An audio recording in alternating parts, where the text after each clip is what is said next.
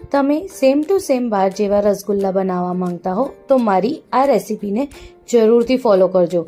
આ રસગુલ્લા બનાવવા માટે આપણે સૌપ્રથમ 1 લીટર જેટલું દૂધ લેવાનું છે। એને કંઈક આવી રીતે ફાડીને એનું પાણી અને પનીરને છૂટું કરી દેવાનું છે। હવે પનીરને આપણે 1 કલાક માટે કોરું થવા એક સાઈડ મૂકી દઈશું। ત્યાં સુધી આપણે ચાસણી કરી દેવાની છે।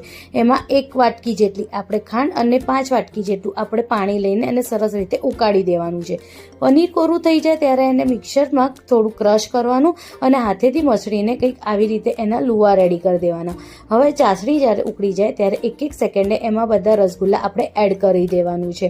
રસગુલ્લા સરસ રીતે ઉકળી જાય ત્યારે આપણે એને બરફના પાણીમાં આપણે એને કાઢવાનું છે, જેથી એની કુકિંગ પ્રોસેસ અટકી જાય અને 1 કલાક માટે આપણે એ જ પાણીમાં પલાળી રાખવાનું છે। 1 કલાક પછી આપણે એને બધાને ચાસણીમાં શિફ્ટ કરી દેવાનું છે। ફૂલ રેસીપી ચેનલ પર છે, જઈને જરૂરથી જોજો। Thank you.